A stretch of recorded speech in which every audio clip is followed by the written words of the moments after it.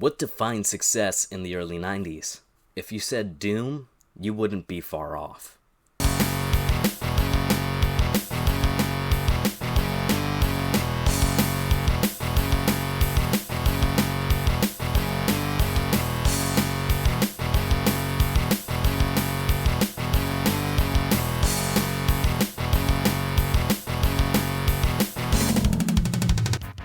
There was a new and profitable market for the first-person shooter, and everyone wanted to cut.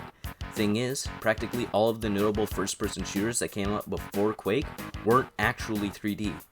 Quake was released June 22, 1996 to resounding success and critical acclaim. It was the first genuinely 3D FPS first-person shooter on the market.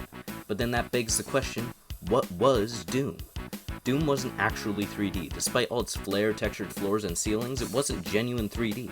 Before 1996, smooth, fast-running 3D software, never mind games, was thought to be impossible for the average household computer, and to be fair, people weren't wrong. Most think of Wolfenstein 3D as the first-person shooter, and while it was a popular hit for id Software, who were the developers, it wasn't even the first-person shooter that id Software developed. The first FPS that id Software released was titled Hover Tank 3D, releasing April of 1991. Hover Tank 3D used a primitive raycasting engine to simulate its 3D environments. Raycasting was primarily utilized in the creation of the first-person shooter in the pre-Doom era, but was utilized by some even after Doom's release. Raycasting is a method of simulating 3D environments, where the player's view is kept in a dictated range, better known as the field of view. Inside that field of view, tons of invisible rays are sent out from the player's position to the walls of the area. When each ray hits, it tells the game how far away the player is from that wall, as well as telling the game what to display and what the rays hit. Through raycasting, not all of a level would be rendered, but instead only the parts the player would see. This was vital for early FPS games, as computers did not have the technical or processing power to pull off fully rendering a level or area. When it comes to games that used raycasting as their base for gameplay, you could say that they were really just glorified top-down shooters. Hover Tank 3D was just the start of id Software's series of FPS releases though, and their next release came out in November of 1991, Catacomb 3D, a first-person adaptation of the previously popular Catacomb series on computer, a series that took heavy inspiration from the Gauntlet series in arcades. Unlike Hover Tank 3D, the controls in Catacomb 3D were smoother and faster than ever before. Walls now had textures instead of flat colors, and there were walls that required prerequisite items. That's right, all your keycard hunting in Doom originates here. Catacomb 3D released to, at the time, resounding success for id Software. This was just the beginning. The last game series that id Software released that used raycasting was on the horizon, and it would be their breakout hit, known as the granddaddy of FPS games. Wolfenstein 3D released May 5th, 1992, featuring VGA graphics, allowing for 256 colors to be displayed on screen at once.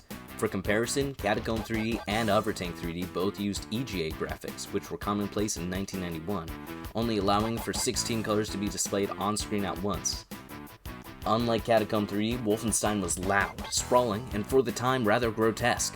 No longer were you fighting orcs and trolls with magic, for now you were William B.J. Blazkowicz, infiltrating Nazi Germany to take down the Third Reich with Luger's machine guns and whatever else you could find. Now there were secret levels, major bosses, a story throughline, and a higher demand than ever before. While Wolfenstein 3D was a major success, id Software was starting to see the wear and the utility of raycasting for games, and knew they needed to go bigger to stand out amongst the competition. John Carmack, lead programmer on Wolfenstein 3D and previous id Software projects, started work on id's next, even bigger hit, Doom. John Carmack previously developed a raycasting engine used in Hover Tank 3D and later improved upon it for both Catacomb 3D and Wolfenstein 3D, but the limitations were starting to show. With raycasting, you couldn't have varying heights and levels. Walls had to be straight and couldn't be slanted. Walls had a minimum width of 128 pixels, and could only be extended by adding another 128 pixel wall next to it. Since walls were formatted like this in raycast-oriented games, slanted walls were not possible, as it would disrupt the otherwise grid-like structure of how the levels were put together.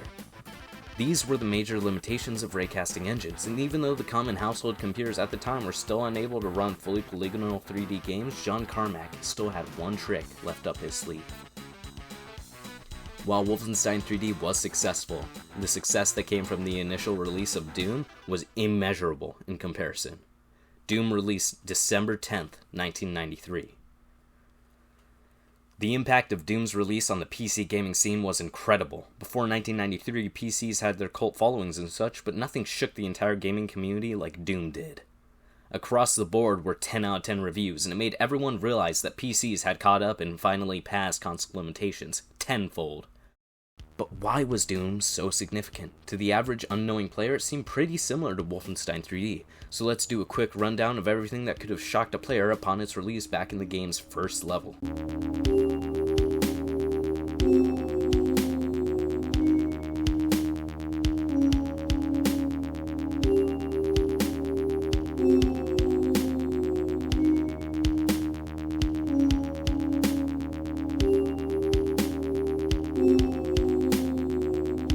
Everything comes together to sell that this game is 3D, and it worked.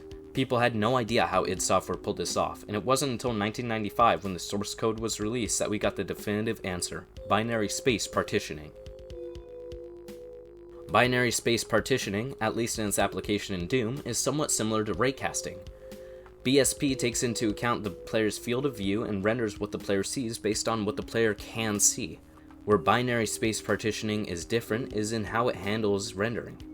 Doom has variations in height, lighting, etc., and all of these differences are clarified in the game's map's layout. Each map layout is composed of tons of sectors, which dictate change in height, lighting, and what's on the floor and ceiling. The edges of these sectors are called line defs, and line defs indicate special triggers like switches, animated changes in elevation like doors and elevators, and where each sector starts and ends. You can clearly see most of the level's line defs in the game's own auto map feature, which allows you to see where in the level you are. While most are shown, such as walls and certain changes in elevation, not all are shown on the auto map, so as to not confuse the player on unnecessary map details the player couldn't care less about. When Doom renders these sectors, it starts by rendering the sectors closest to a player, so as to not have discrepancies, such as seeing a wall that's meant to be blocked by a pillar directly in front of you. Like Wolfenstein, Doom isn't 3D. It's another glorified top-down shooter in a sense, but now trying even harder to convince you it isn't. You can tell what Doom's limitations are by how you don't have to aim up or down to shoot an enemy higher or lower than you that is in sight, since enabling the player to look up or down would break the illusion that Doom is trying to sell you. Since Doom's maps are really 2D, there isn't a single level in Doom 1 or 2 that has a room on top of another room. But what about Duke Nukem 3D? Duke Nukem 3D was released January 29th, 1996, running on the Build engine. What separated the Build engine from Doom's? The Build engine is still using binary space partitioning, but stretching its limitations even further than Doom did. There are instances where it will seem that there are areas on top of other areas, but what the game is actually doing is setting up invisible line defs that transport the player to an altered version of the area to sell this illusion. In Duke Nukem 3D, you can swim, but this is also a lie. Swimming in Duke Nukem only requires you to be on a water tag sector, and when you crouch, it transports the player to an underwater area of the level. You can jump and look up and down in Duke Nukem, but this does what Doom tried to prevent. It disrupts the illusion. It becomes blatantly clear that this doesn't look right, and that's because it isn't. This isn't 3D. It's stretching the limitations of what the Build engine can do in its application of binary space partitioning. In conclusion, while Wolfenstein 3D, Doom 1 and 2, and Duke Nukem are all technically not 3D, they still give a lot of insight into the tricks and maneuvers that early computer game developers had to work with in order to fake the illusion of 3D, and its applications create some of the most influential game series of all time. Thank you for watching.